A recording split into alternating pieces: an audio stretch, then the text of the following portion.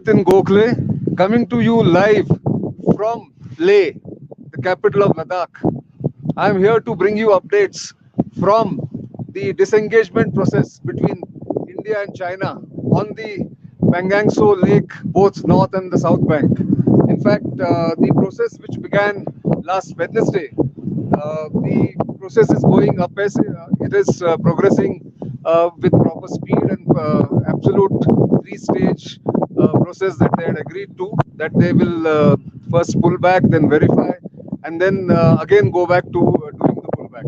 So what we know since last Wednesday, what has happened is that the current phase, which is currently on, will be completed. Hopefully, if everything goes right by Wednesday, 17th of February.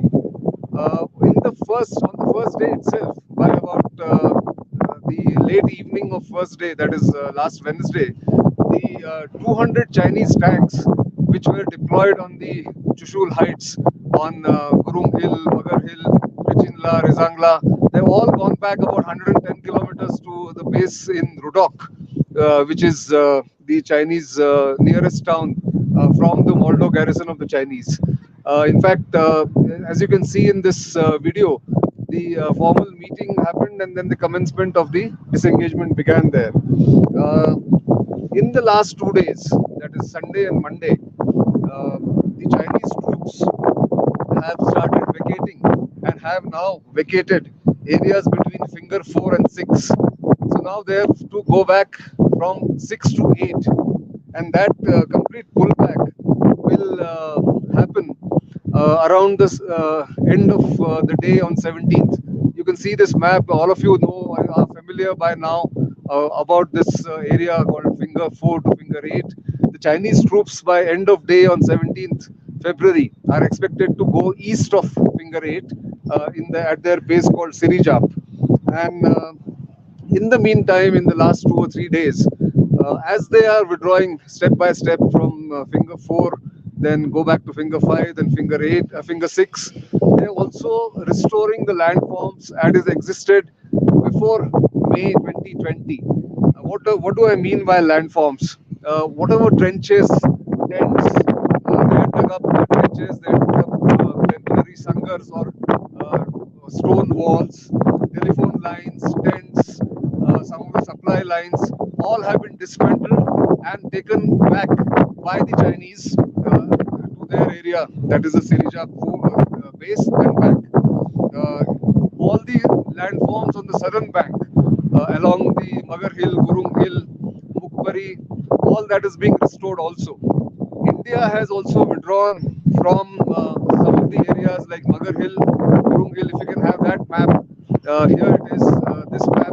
So Gurung Hill, Magar Hill, which is next to the Spangur Gap. There, India has also withdrawn tanks, as we had reported last Wednesday, to a place called Loma, which is not very far from there. And all others, like the infantry and the other supporting combat troops, are also pulling down to the base at Chushul on the Indian side. As far as the other parts of this other aspects of this pullback are concerned, on Wednesday, when the Chinese withdraw completely and the verification is done, India is also expected to pull back from Richinla and Rizangla.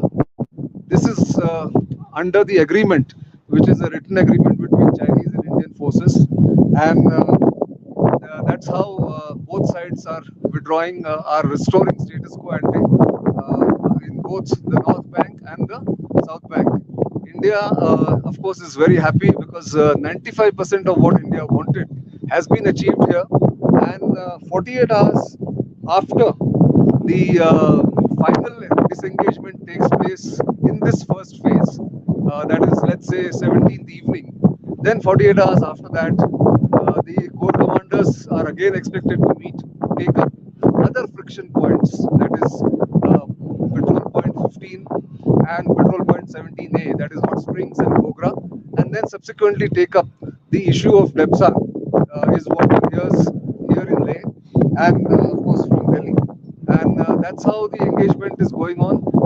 Verification is done by both sides. There are vantage points from where Indian troops are observing what the Chinese are doing. Chinese are observing what the Indians are doing. There are, of course, UAVs flying all along, and there is a constant exchange of telephonic conversation, exchange of information between the Chinese and the Indian side as far as this verification process is concerned. Clearly, having signed the agreement, the Chinese have taken quick steps, and so have the Indians, to disengage from there. While this is not the end of the entire standoff that has been going on since May 2020, this is the first big step that has happened as far as the standoff, unprecedented standoff between India and China on the Ladakh border is concerned. There is also this expectation that uh, the Depsang issue, which is pending since, let's say, latest on 2013, will also be taken up. And what is the issue there? Let me also clarify, as some of the former corps commanders have, like Lieutenant General Rakesh Sharma, have clarified. I am reiterating after talking to different people, both in Delhi and in the Northern Command, that the Depsang issue is all about a face-off at a place called Y Junction, or the bottleneck. While Indian troops are not allowed to go and patrol their traditional patrolling areas like patrol point 10, 11, 12, India is also not allowing the Chinese forces to go to a place called Burtse, which is their so-called imaginary 1959 claim line. So if the Indians are disallowed to go to petrol points, or have been denied that right, India is also denied the same right to the Chinese to come up to Burtse.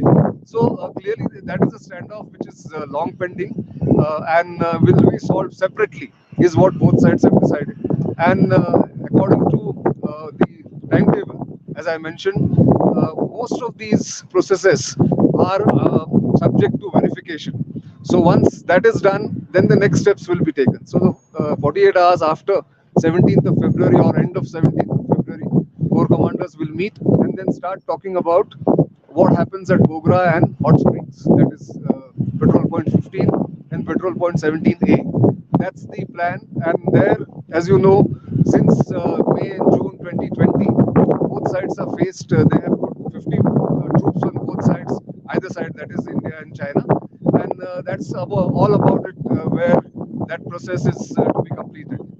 Uh, I will bring to you tomorrow some more updates, maybe some photographs and footage, if I get some, of the withdrawal, or the withdrawal process. And then on Wednesday, I might have something coming up with more details about the entire process. That's all I have. As you can see, I am at the Hall of Fame, or the War Memorial in Leh. It's the temperature, if I know, here right now is -7 degrees, -6 degrees, in fact, and it's expected to go down to -11 by 8 p.m. And it's quite cold, but it's always important to bring updates from the ground. That's all I have at the moment. But do keep watching StratNews Global, and also our Twitter feed on bharatshakti.in, where this broadcast goes live. We will bring you more updates and more details of the disengagement process, which has been achieved after 9 rounds of Corps Commander level talks since June 2020, and concluded on 24th of January 2021. It has taken that long because it's a complicated process, a complicated issue, but eventually both sides have agreed to disengage, at least, if not completely de-induct and de-escalate. That issue will remain, but more about that either tomorrow or day after. For now, it's goodbye from Leh, but keep watching Strat News Global, and keep liking us on our social media platforms. Keep sending us feedback on our YouTube channel, and keep subscribing to us. And if you like our journalism, do support us financially, and visit our website, stratnewsglobal.com. Thank you very much, and goodbye.